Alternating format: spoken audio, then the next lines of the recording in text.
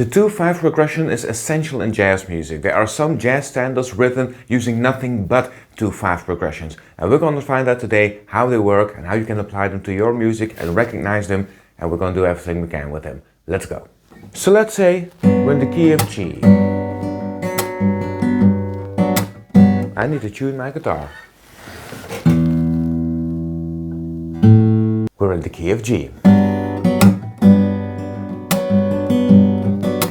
Now the most common movement would be to go to the 4 chord. Let's say we're using a secondary dominant to get there. Then of course the secondary dominant, we're going to C. The secondary dominant would be G. And this brings us to C. Okay. Now we want to move using more than one chord. And if we're going to go somewhere, then the most obvious way to reveal the entire tonality of this chord is to play a subdominant and a dominant. Subdominant and dominant together contain all the notes to make another chord sound like the tonic. So, if we're going to C, what would the subdominant be? Now, a classical answer and a pop answer might be the 4 chord of C. So then we'd get, and now C really feels like 1. However, the movement from G7 to C is a movement in fifths. Can't we just make 2 movements in fifths? Wouldn't that sound more coherent? It would. It's gonna sound, we were in the key of G and we're gonna move to C. It's gonna sound like this. Instead of F major 7th, we're gonna use D minor 7th because that has subdominant function in the key of C as well. And here's what it sounds like. You must have heard that before, right? That wasn't that weird.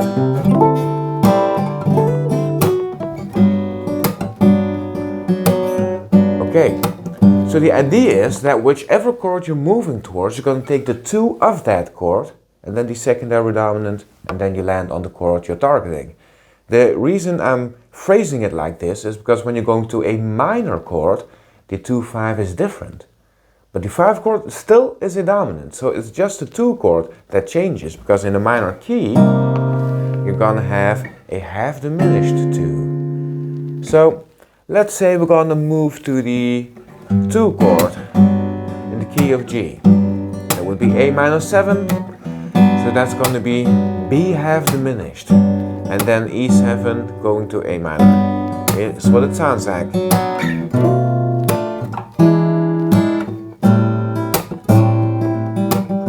Let's do the same thing moving to the 3 chord.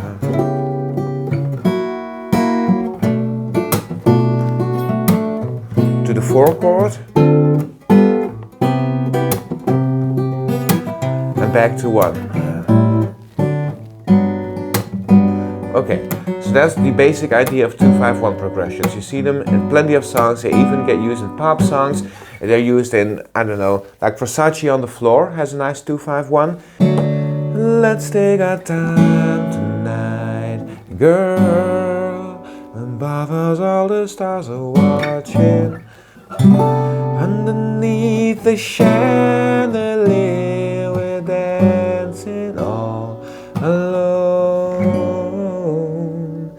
There's no reason to hide what we're feeling inside right now, right now. So just turn down the lights and close the door. Who will love that dress, but you won't need it anymore. So here G is the 4 chord. We're moving, using a 2-5 to move to the 4 chord. New York State of Mind has the same thing as well. By Billy Joel, this is an older song, but it also uses a 2-5 progression to land on the 4 chord, which is a very typical place to move towards using 2-5ers.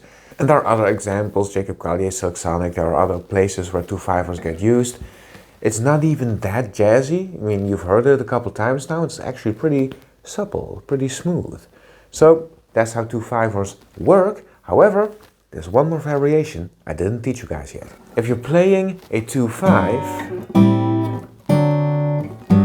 then the 5 acts like a secondary dominant. And we know you can replace a secondary dominant. So, how about we do that? We replace it by the tritone with, we replace it with the tritone substitution.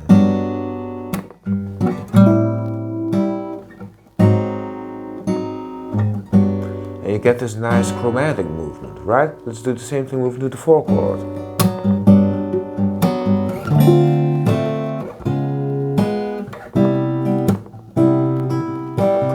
Let's do the same thing moving to the 2 chord.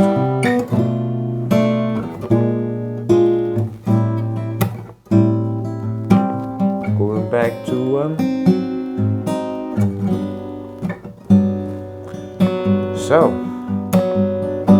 So you can replace the 5 and the 2-5 progression by anything that any other secondary dominant can get replaced with. Yeah. So a tritone substitution will work wonders here, and it gives you this beautiful chromatic movement. And so I suggest, if you want to practice with this stuff, try playing arpeggios. Although I would do more than 1 octave, but it depends on the instrument you're playing. So you could play arpeggios, you could just play the chords themselves.